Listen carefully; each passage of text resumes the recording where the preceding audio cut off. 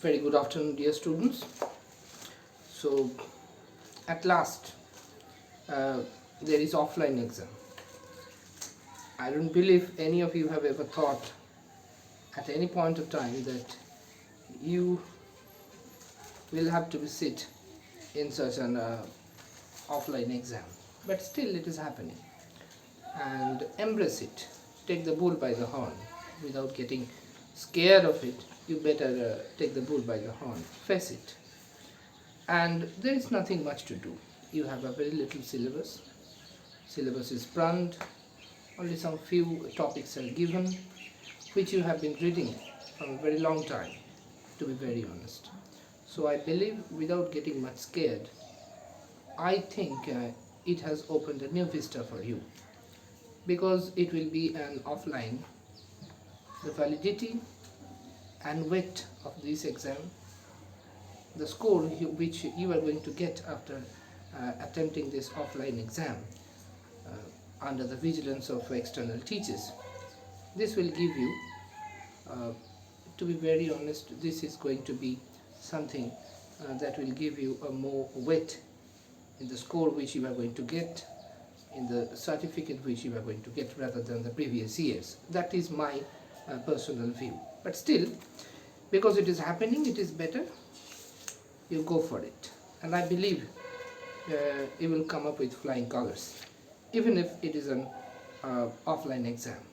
So, this is the time that I should revise something. It is better if you ask me directly what is there to revise, but still, because I have to send some video, I have decided to read the text, of course unabridged text, and I would try to explain it for you again, once again. And whenever you will get time, I will ask you to play the video, open your book just and read line by line, which I am going to do, and try to understand what I am going to say, whatever I am going to explain to you. And I am telling you again that the moment you are facing any kind of doubts, any trouble, anything, any glitch, don't hesitate giving me a call. Okay, just give me a call. I am just a single calls away. So it is Act 3, Scene 1. Ferdinand is there, and after setting down the law, Ferdinand is telling that there be some sports are painful and the labor delight in them sets off. So it is a pleasurable pain for Ferdinand. It's telling that there are some jobs which are really very much strenuous, but its result at the end of the job, the kind of reward is waiting for me, is actually making me delightful. He is actually trying to say that the job of carrying the logs, which he is doing right now, is a strenuous one for him, but at the end, he believes that he will be able to appease Prospero and make him believe that he is the best choice for Miranda. And once he have her, that will be the most delightful thing in the world for Ferdinand. That's why he is telling all these things. Here love is described as a sport, remember. Okay, and in Shakespeare is often calls about his inclination towards Grecian mythology, and it is called Hellenism, which is again present in Keats and Shakespeare too. And they also, the goddess of love and sport, athletics, that is a Venus. For them, making love, being athletically fit, these are on the same page, and that is being hinted at here. Sport, courtship is a sport to them. Some kind of baseness are nobly undergone. Yes, of course, that is happening here. Such a noble person like Ferdinand is doing such a base job, inferior job, carrying logs. This was never done by such a noble person. Such kind of inferior job has never been performed by such a noble person. See, and most poor matters points to each end's antithesis. On one hand there is poor matters, on the other hand there is rich ends. Though the process is a little bit hectic, its fruit will be the most delicious for Ferdinand. This is my mean task, and I will be as heavy to me as odious. Mean task, inferior task for me.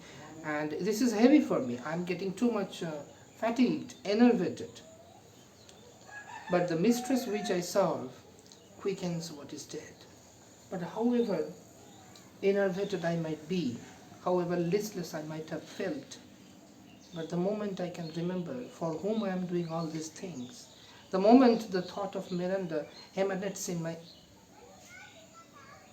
heart or in my thinkings, right at that moment I can find all those energies which was drained away, which was drained out because of such odious job.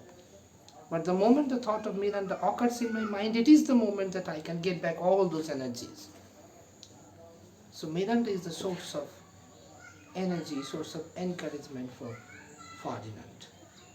It's like it is called a talismanic presence of Miranda. It's like a fairy with a magic wand. With one sweep of the wand, Ferdinand miraculously is feeling energized even after such a strenuous job. And makes my labors pleasures. Of course, it's a pleasurable labor for him. And I told you that that was a pleasurable pain, or a painful pleasure for Ferdinand, I should say. Oh, she is 10 times more gentle than her father's crab. Now he is making a comparison in between Prospero, the father figure, and here it is Miranda.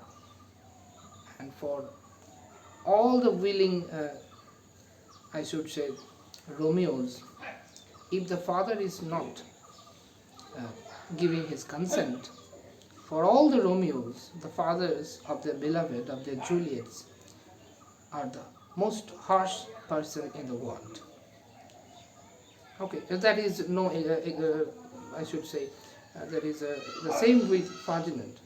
For Ferdinand too, it is Prospero who is consisted of harshness and nothing else. And why is it so? Because he is not allowing him to spend time with Miranda. And that happens with all Ferdinands, like you, all of you, the boys. You will feel the same thing once it is happening with you. God forbids it doesn't happen, but still, you will feel the same way Ferdinand is feeling.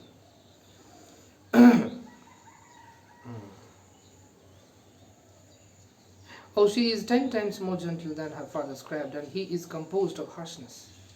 I must remove some thousands of logs and pile them up upon a sword injunction. What is a sword injunction? Injunction is order. And why is it sword? Because that is strenuous for Ferdinand. It is such an onerous job for Ferdinand that he is carrying logs. Being a prince, he is carrying logs. That's why this injunction, this order is so much painful for Ferdinand, and that's why he is telling that I had to work under the sword injunction of a man called Prospero. Unfortunately, he is the father of Miranda, the person whom I love most. My sweet mistress weeps when she sees me walk. Yes, Miranda is lamenting, watching Ferdinand undergoing such strenuous job, watching Ferdinand getting so much enervated, watching Ferdinand undergoing such a mean task. Miranda is feeling guilty that this is I, because of whom such a beautiful person is going through such harsh jobs.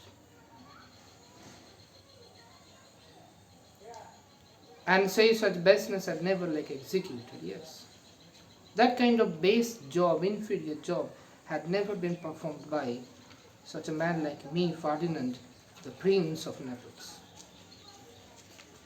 I forgot. Now he is coming back to himself and remembering his duty and telling that, my God, I forgot that I have to. But these sweet thoughts do even refresh my labors most busy least when I do it. So Ferdinand is telling that I had to take that risk. And right at that time, I was thinking about Miranda. And it is Menander's thought, the prospect of the result of my pain is actually giving me more energy, is actually energizing me. And I have remembered that I have to finish some task before a certain time, and I have to do it in order to get what I want, what I crave for. That's how the whole thing is going on. It is Ferdinand's version of truth regarding Prospero. Different persons have different uh, notions about Prospero. It was Prospero's brother who thought that Prospero was lazy enough and incompetent enough to run a state because he was so absorbed in his study of magic. That's why he ousted him. Now it is Ferdinand again who is thinking, who is considering Prospero to be someone who is made of harshness. There is Caliban who thinks Prospero to be a tyrant. There is Gonzalo who thinks Prospero to be a worthy person. That's why he helped him instead of killing him. So different persons are having different notions about Prospero. That always happens with all of us. And that is what is evident in these dialogues. So different people are telling different stories about Prospero, their own perception about Prospero.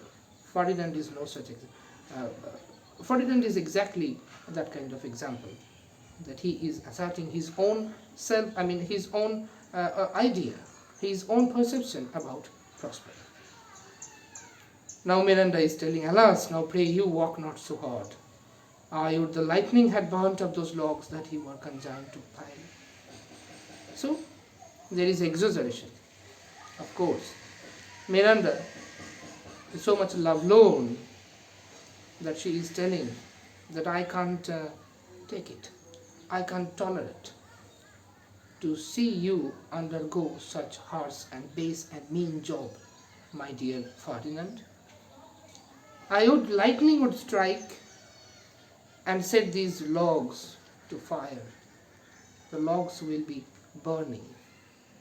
And these logs that has caused you so much pain will understand then that they should not have done it to you. This is exactly like, I should say, childish kind of thinking. Whenever we used to fall down on the floor, our elders used to beat the floor that, now see, I am beating it. Then I would feel, oh, it is right, very nice. So these childish things are happening here. And you have read in The Merchant of Venice, that lovers, the silly things which they do as they are in the spell of love, it would even make Cupid blush. It was written there in Merchant of Venice. That is the thing which you can see, which we can see here. Miranda, the thing she is telling, it is exactly the childish thing to say and nothing else. Pray set it down and rest you. When this burns, it will weep for having wearied you. It is the natural phenomena that if you set some logs in fire, once they are burning, the resins or the sap inside them will come out, and it is actually compared to the tears rolling down from someone's cheek.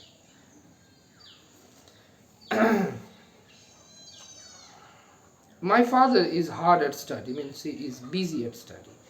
Pray now rest yourself. He is safe for these 3 hours.